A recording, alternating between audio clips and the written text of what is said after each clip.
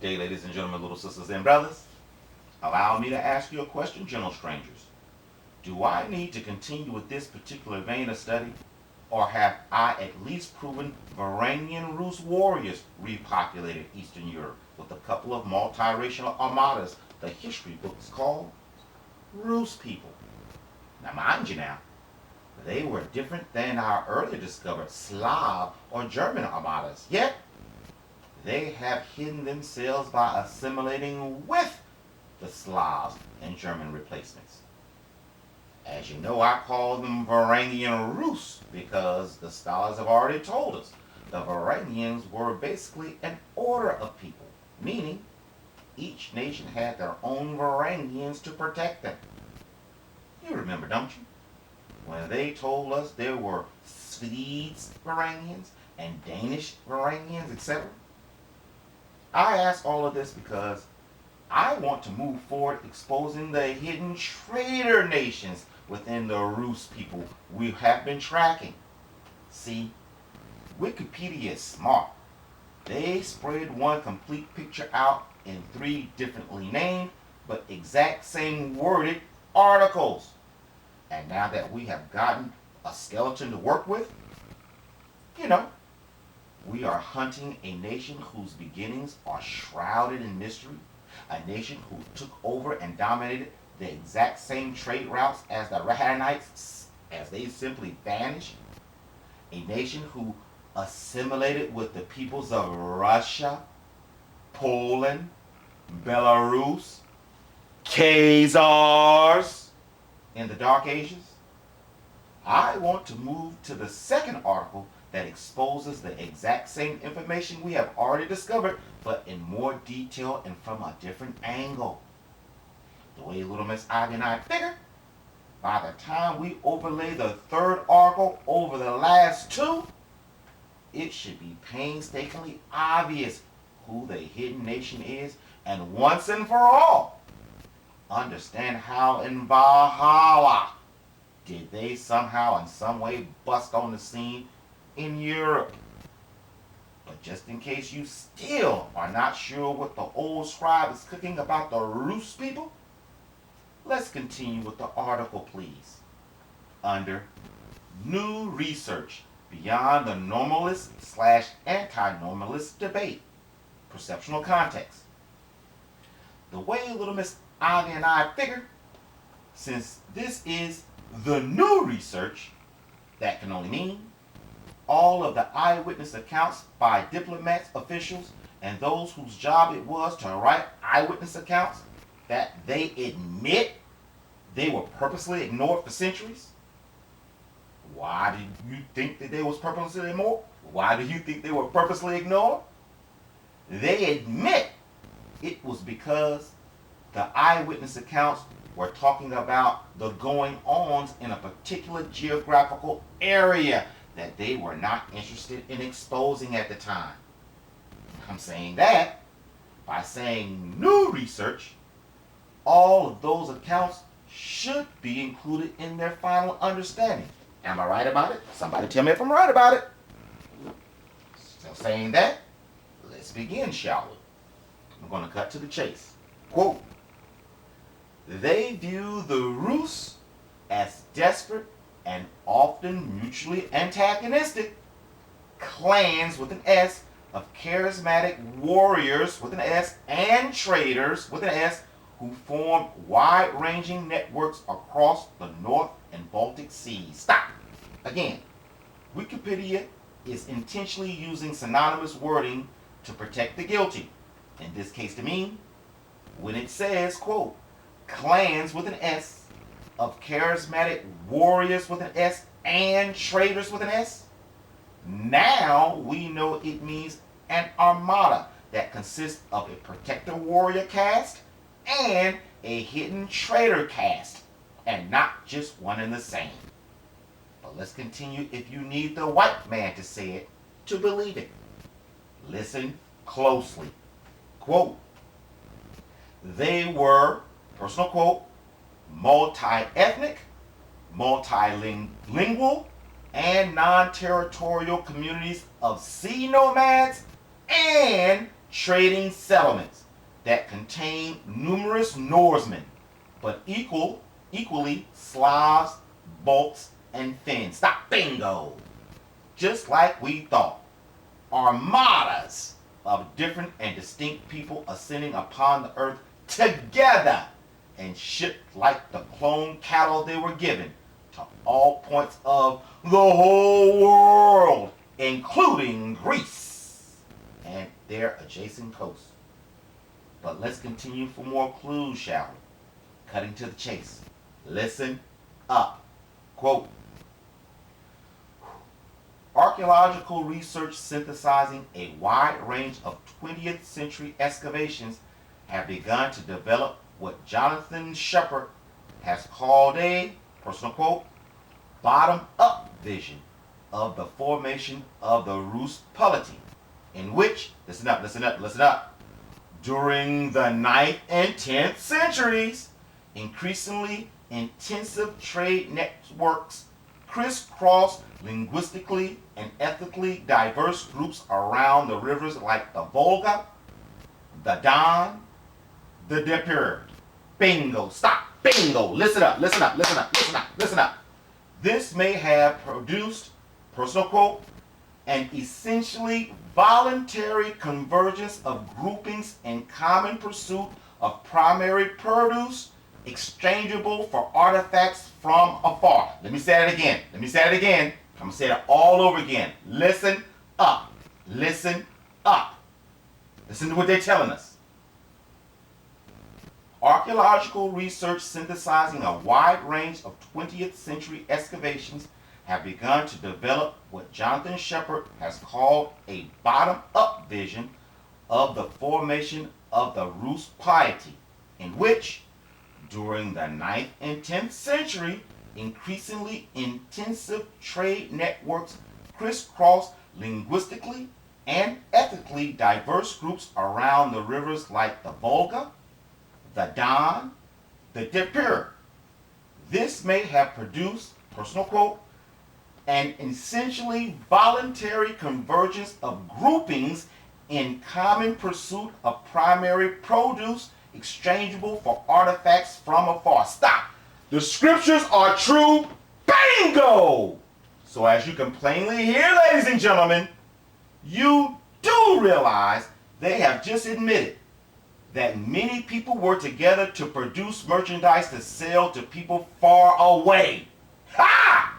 You know, just like the scriptures told us the Rhodanes and their merchants were doing. And when you look on a map and triangulate the Volga River, the Don River, and the Dnieper, guess where it is? What? Who said that? Who said Area 51? Right, lady. Right. This area is a dream location for anyone shipping to all of Europe, dead smack in between the Black and Caspian Sea. You know, the exact same Volga to Don River location the Arabs told us blonde-haired giants were present, and that the world admittedly they intentionally ignored it. They didn't want to know, which can only mean everything we have discovered in our earlier Bronze Age Anatolia to Babylon history series is correct. You remember? Everyone from the Hittites to the Assyrians to the land-attacked sea peoples to the Iranians to the Babylonians, all the way down to the Sealand dynasty, and everyone in between are originated or Armada connections was from the Black Sea area at the same darn time. So saying that, bottom line, people, these human beings that have touched the apple of my God's eye are nothing more than replicas of the original creation and the Gentiles we scattered, just like the scriptures attest. Why?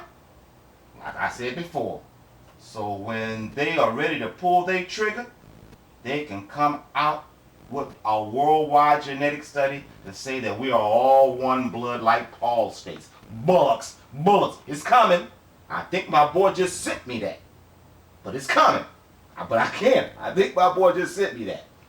But let's continue so the white man can say that same thing you just didn't believe a colored man said. Listen closely. Quote, this fits well with the image of Rus that dominates the Arabic sources, focusing further south and east around the Black and Caspian Seas, the Caucasus, and the Volga Burgos.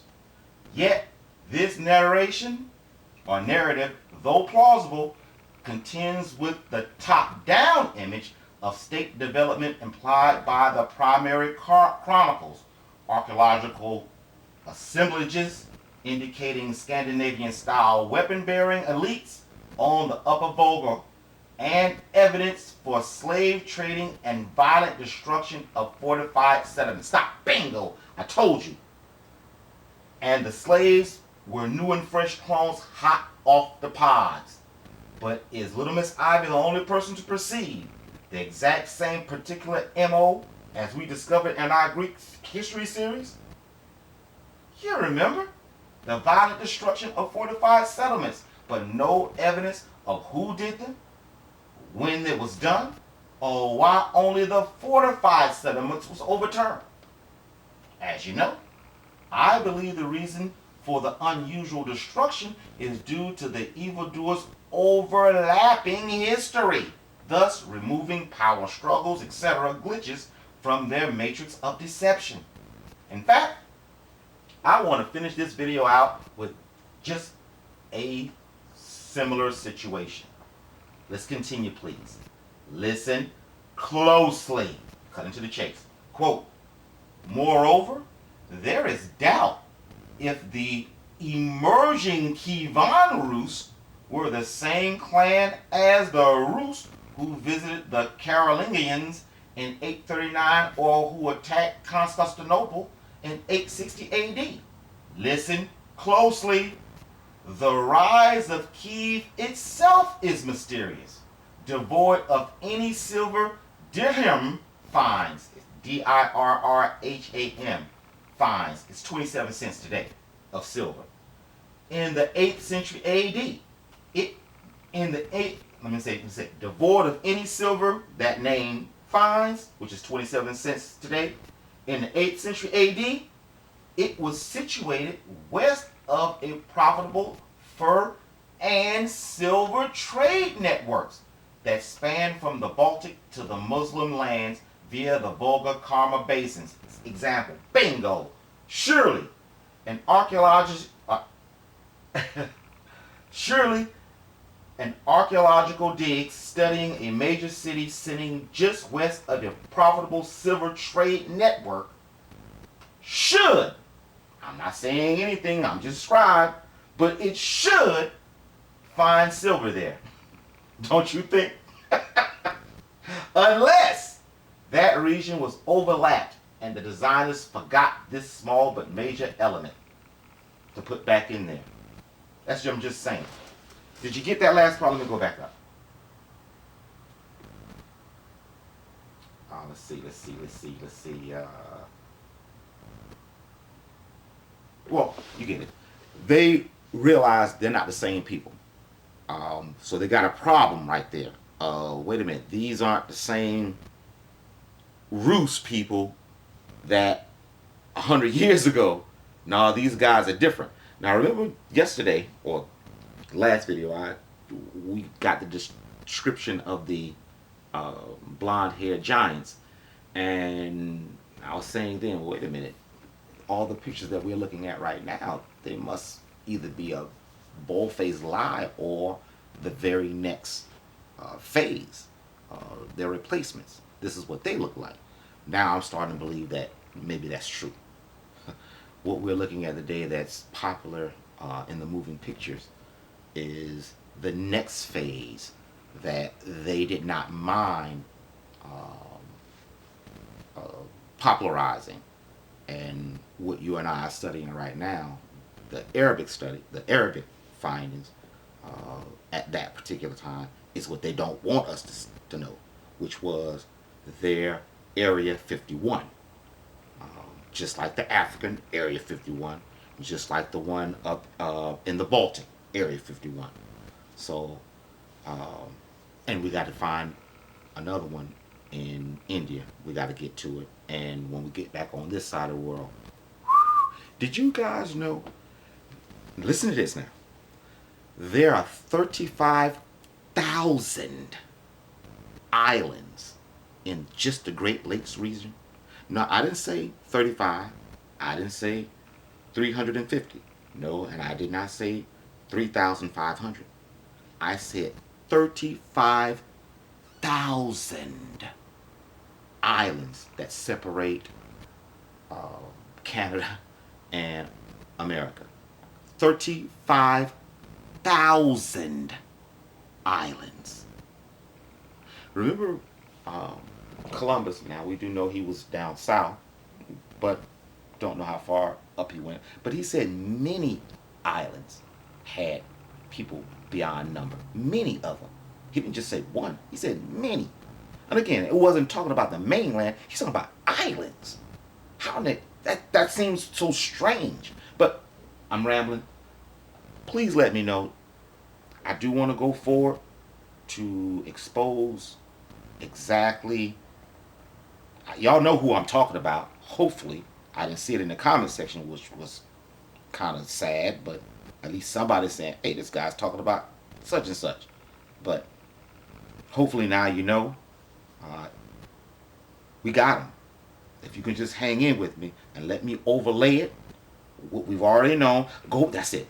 Please go back, listen to it, jot down the geographical areas like the Poland, the Khazar, the Belarus. Jot them down. Jot down the times with centuries.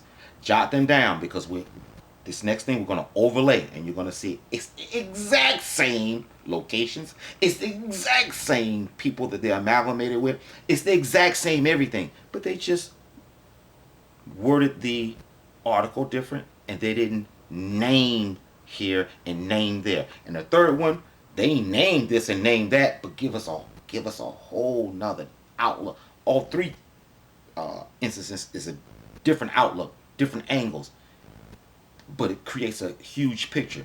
Now everything makes sense to me.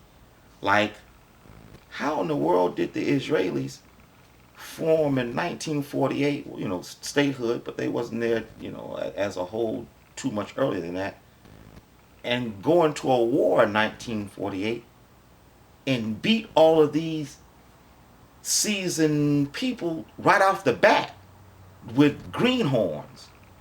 Well, answer is they weren't greenhorns.